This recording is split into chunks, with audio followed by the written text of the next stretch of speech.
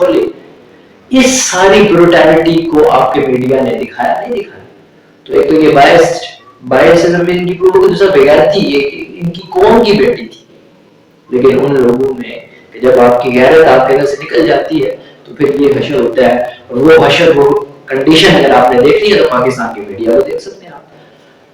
Number 2 thing کہ ہم نے پاکستان کی میڈیا کو تو ایکسپوز کر دیا کہ بھائی انہوں نے آپ کے سامنے ایک تو ایز اے ہیڈ لائن میں آپ کے سامنے رکھ دیا لیکن اس چیز کو ڈسکرائب نہیں کیا گیا. پر جو بروٹیلٹیز وہ سہ رہی تھی اور جو کاز تھا اس کو بھی کبھی ایکسپوز نہیں کیا. اور پھر ایز اے اسٹیٹ پاکستان نے ڈاکٹر عافیہ صدیقی کا مقدمہ کتنی اسٹرانگلی لڑا وہ بھی آپ جانتے ہیں.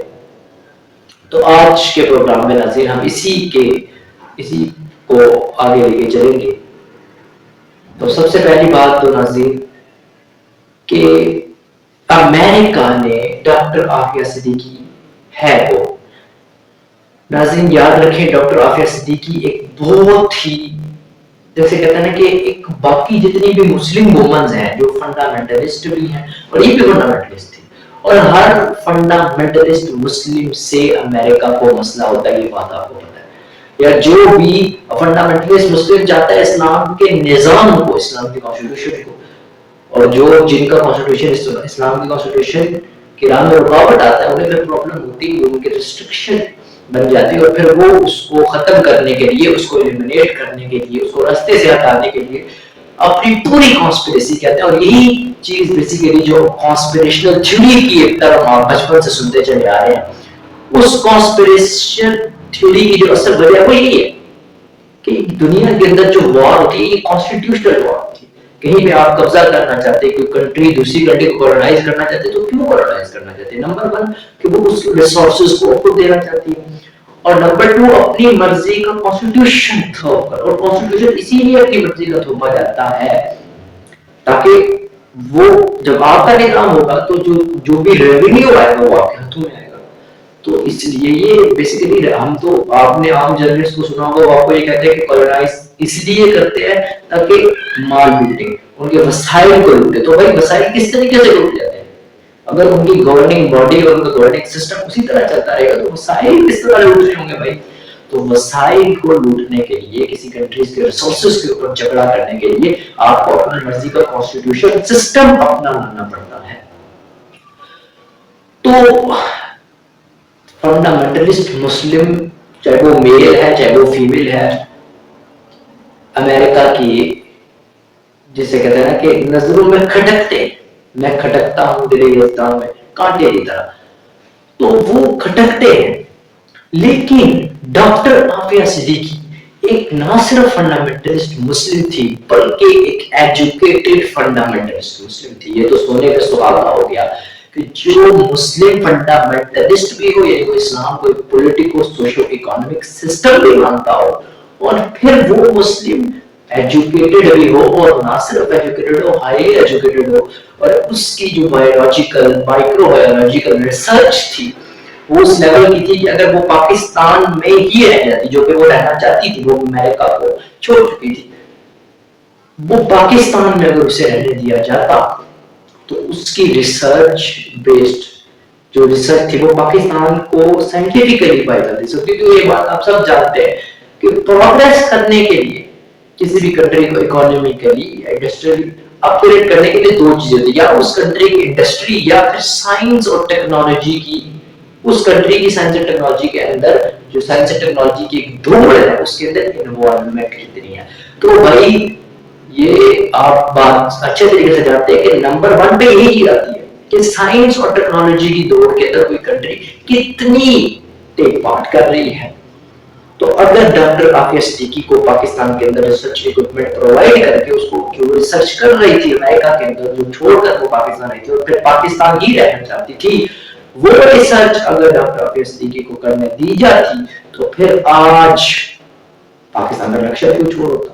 پاکستان کا اگر نقشہ چینج ہوتا وہ کس کے تھرو ہوتا ہے؟ فنڈامنٹلسٹ مسلم کے تھرو. فنڈامنٹلسٹ مسلم کیا چاہتا ہے؟ اسلام کا کانسٹیٹیوشن. پھر پاکستان ورلڈ آرڈر کے جھگڑے سے آزاد ہو جاتا تو وہ امریکہ نہیں چاہتا تھا. اس وجہ سے امریکہ نے ڈاکٹر عافیہ صدیقی کو کڈنیپ کیا اور پھر نمبر 2 اس کے اوپر جو ثبوت میں آپ کو دیتا ہوں کہ وائی امریکہ نے گوانتانامو بے کے اندر ڈالا اور پھر اس کی کورٹ نے کہا کہ بھائی 86 ایئرز کہ اس کو کیچ بنا دو 86 اس طرح. اچھا یہ بات تو بڑی جلدی ایکسپوز کر دی گئی پبلک میں کہ بھئی اتنے سال گوانتانامو بے کے اندر اس کو ڈالا جائے گا اور پوری دنیا جانتی ہے کہ گوانتانامو بے کے اندر کوئی 5 سال کوئی جہاز کو وہاں جاتے کیوں ہیں فنڈامنٹلسٹ مسلمز. یہ میں افغانستان میں جو پاکستان میں افغانستان کے ایمبیسڈر تھے ملا عبدالسلام ضعیف وہ بھی گئے تھے 4 سال انہوں نے وہاں پہ ریزائڈ کیا اور وہ جو 4 ایئرس تھے ان کے اس کے اوپر انہوں نے پوری بک لکھی. اس بک کو پبلش بھی کیا, اس کو پشاور کے ہیومن رائٹ کمیشن نے اس کو اردو کے ٹرانسلیٹ بھی کیا. وہ بک آپ پڑھیں تو آپ کو تھوڑا بہت اندازہ ہونا شروع ہو جائے گا کہ بلکہ پورا ہی پتہ چل جائے گا گوانتانامو بے. اس بک کا ٹائٹل پتہ ہے کیا؟ ازدہے کے منہ میں 4 سال. تو کہتے ہیں کہ ازدہے کے منہ میں نے گزارے یہ 4 سال بڑے دردناک سال. تو اگر آپ گوانتانامو بے کے اندر جو کنڈیشنز فنڈامنٹلسٹ کی ہوتی ہے وہ اس کو ریکوگنائز کرنا چاہتے ہیں تو پھر آپ وہ بک پڑھ لیں. نمبر 2 کہ آپ نے ایک سزا پروناؤنس کر دیا کہ بھئی فلاں اتنے ایئرز کے لیے گوانتانامو بے کے اندر قید کیا جائے گا اور بروٹیلٹی کرویلٹی اور اس کے اوپر جو فزیکل سیکسول مینٹل ٹارچر جو اسے کیا گیا وہ علیحدہ ہے. کیا وہ ٹارچر کچھ امریکن جرنلسٹ نے جو کہ ریشنل جرنلسٹ تھے انہوں نے اس چیز کو ایکسپوز کی, لیکن کیا امریکن میڈیا نے, کیا سی این این نے, کیا بی بی سی نے, کیا پاکستان کے میڈیا نے ان بروٹیلٹیز کو آپ کے سامنے رکھا؟ نہیں رکھا. اور ان بروٹیلٹیز کو اگر آپ اسٹڈی کرتے ہیں جو کہ ایک بالکل پرسنل اسسٹنٹ ہے اس کی جیل کی, وہ ڈاکٹر رفیع صدیقی کی, اس جرنلسٹ نے جو باتیں بیان کی میں یقین کریں آپ کے سامنے رکھ نہیں سکتا. اتنی دردناک داستان, اتنا اس کو ورسٹ قسم کا ٹارچر کیا گیا, مارا گیا, پیٹا گیا, فزیکل مینٹل ٹارچر, اور پھر سب سے بڑھ کے اس کے جسم کے ساتھ جو ہے وہ کھیلا گیا. آخر اگر کوئی بھی بندہ آپ کے اگینسٹ لابنگ کرتا ہے تو آپ آنکھیں کھول کے بیٹھے, اور خاص طور پہ اسپیشلی وہ وومن ہے تو اس کو ایک چلو اس کا ٹرائل چلنا چاہیے جو کہ نہیں چلایا گیا, کیونکہ صرف ٹرائل ہمیں نظر تو نہیں آیا, کوئی پروسیڈنگ ہمیں نظر تو نہیں آئی. اور سب سے بڑی بات جو جس کی طرف میں بھی آتا ہوں ہے, پہلے یہ بات یاد رکھیں کہ ایک وومن تھی. اب یہ بات جو ہے نا یہ وومن بنی, اس کے اوپر ذرا آ جائے کہ وہ وومن تھی کہ جس وومن رائٹس کے ڈھنڈورے امریکہ نے پوری دنیا کے اندر پھیڑے.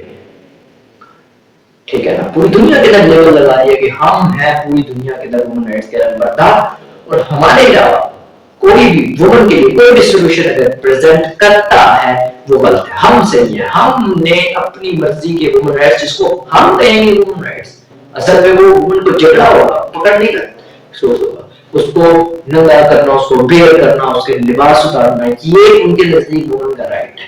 اور جو ان کی کنٹری میں وومنس کے ساتھ ہو رہا ہے, رپورٹس انہی کی رپورٹس کو بھی کچے چٹے کھول رہی ہیں, اس کی فیملی کو توڑنا, اس کو باہر لے کے آنا, شمع محفل بنا کے اس کے جو کیسز ہو رہے ہیں وہ سب آپ دیکھ رہے ہیں.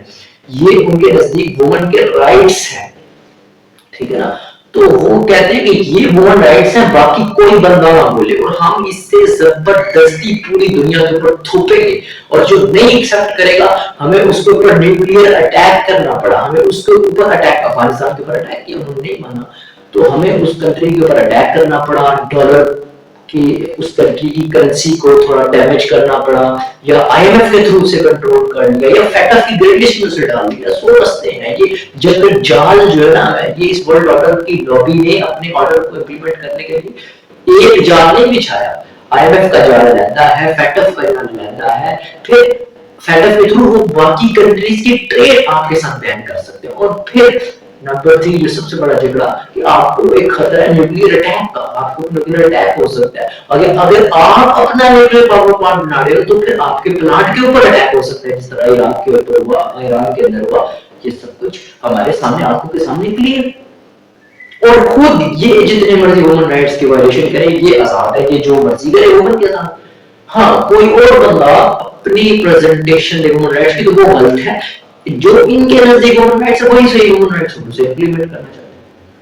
تو آج پوری دنیا کھڑی ہو کے امریکہ سے پوچھے کہ جب آپ نے ایک لڑکی کو بے گناہ پکڑا, اس کو گوانتانامو بے کے اندر ڈالا, پہلی بات ہے کہ اسی چیز کو جو میں کہتا ہوں اسی چیز کو امریکن گورنمنٹ پروو کر کے مجھے بتا دے کہ جس قیدی کو آپ نے اس جرم میں پکڑا کہ اس کے ریلیشنز تھے کسی ایسی جماعت سے, اس قیدی کو گوانتانامو بے کے اندر ڈالنے کی کوئی ضرورت ہی نہیں, وہ عام جیل کے اندر بھی جا سکتا ہے. نمبر 1. اور وہ وومن ہے, وہ بہت سا بھاگنے آنے کا اس کا خطرہ ہے کہ جو اس کو گوانتانامو بے کے اندر ڈالا گیا. پھر نمبر 2, جو اس کے ساتھ بروٹیلٹی کے اتنے سال اس نے گزارے ہیں, تھوڑے عرصہ نہیں ہے.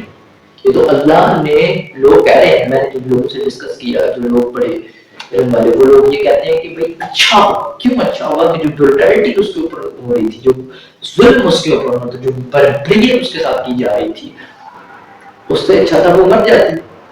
اور پھر نمبر 3, جو کوشچن میں آپ کو کہتا ہوں ہر بندہ جا کے امریکن گورنمنٹ سے کرے کہ اتنے سال آپ نے اس کے اوپر بروٹیلٹی کی, آپ نے اس کو اوپر جبر کیا, آپ نے اس کے اوپر ظلم کیا, جو وومن تھی, اور پوری دنیا کے آپ وومن کے اگینسٹ جو وائلنس ہو رہا ہے اس کے اگینسٹ آپ بل پاس کروائے, اور ان بلز کا مقصد وومن کو وائلنس روکنا نہیں, وائلنس کو انکریز کرنا ہے, فیمنزم کو تھوپنے کے لیے اوپر ٹائٹل لگایا ہوا ہے وومن کا وائلنس.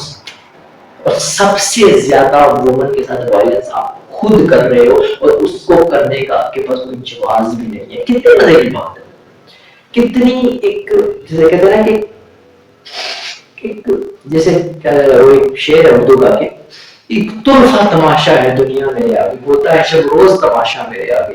یہ کیسا تماشا ہے, کیسی عجیب آپ کے سامنے ہے سارے حالات, کہ وہ لوگ جو 8 مارچ کو پاکستان کے اندر فیملیز نکل آتی ہیں, ان سے پوچھیں کہ آپ امریکہ کے یہاں پہ کھڑی ہوئی ہیں, آپ کی جو LGBTQ ہے وہ امریکہ سے ڈائریکٹلی, امریکہ کے فائنینشیل انسٹیٹیوٹس ہیں, امریکہ انٹرنیشنل ہے, ورلڈ بینک ہے, وہ انہیں فنڈ کر رہے ہیں.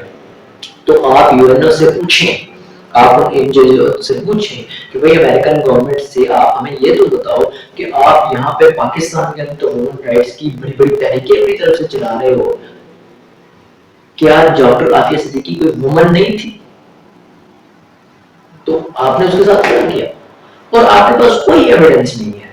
اور پھر سب سے بڑا جو کوسچن امریکن گورنمنٹ سے پوچھے آپ نے کیا برآمد کروایا, اتنے سال آپ نے کروئلٹی کی, ظلم کیا, کیا انویسٹیگیٹ کروا سکے, آپ ذرا ہمیں بھی بتائیں. ہماری قوم کی بچی آپ نے, ٹھیک ہے نا, صرف چند ڈالرز کے عوض ہم نے اپنی بچی کو بیچا, اور پھر جو اس کے ساتھ کروائٹ ہوئی, آج پوری قوم ریسپانسبل ہے کہ جو ڈاکٹر عافیہ صدیقی کے ساتھ بروٹیلٹی ہو رہی ہے. تو ناظرین, سب آج میری اس ویڈیو کا اصل پرپس پہ میں آپ آ گیا ہوں کہ اب آپ کے سامنے ریالٹی آ گئی ہے. ایک طرف ہے وہ NGOs جو وومن رائٹس کے ڈھنڈورے پیٹتے ہوئے تھکتی نہیں ہے, اور دوسری طرف وہ ڈاکٹر عافیہ صدیقی ہے کہ جس کی موت, جس کی زندگی, اور جس کی زندگی میں ہونے والی اس کے ساتھ کروائلٹیز, اور اس کی کروائلٹی کو ایکسپوز کرنے والے بہت سے امریکن جرنلسٹ کی جو رپورٹس ہیں یا انٹرویوز ہیں, وہ سب ان وومن رائٹس کی NGOs کو بے نقاب کر رہے ہیں. ان کی حقیقت, ان کی ریئلٹی کو ہمارے سامنے رکھ رہے ہیں کہ بھائی ان کا مقصد کوئی وومن رائٹس کی پروپیگیشن نہیں ہے, یہ کوئی وومن رائٹس نہیں چاہتے, یہ بس اپنے اس گندی فیمنزم کو امپلیمنٹ کرنا چاہتے ہیں, اپنے جوبل ڈاٹر کو امپلیمنٹ کرنا چاہتے ہیں تاکہ آپ کو لوٹ سکے, جو لوٹ رہے ہیں, جو وہ لوٹ رہے ہیں, لوٹ چکے ہیں, لوٹ رہے ہیں, لوٹتے رہیں گے, جو کرنا چاہتے ہیں, بس یہ ان کا پرپز ہے. اور ان کا وومن رائٹ سے کوئی لینا دینا نہیں, وومن کا جھگڑا ہے بھائی, ان کی ملٹی نیشنل کمپنیز جو ہیں وہ اس سے رن ہوتی ہیں, اور یہ بہت بڑی لابی ہے, بہت, ٹھیک ہے, اس انٹرنیشنل لابی کی سپورٹ میں چند ڈالرز کے عوض وہ باہر نکل آتی ہیں. اگر ان کا وومن رائٹ سے کوئی تعلق ہوتا تو ان کا آقا امریکہ ریسپانسبل ہوتا.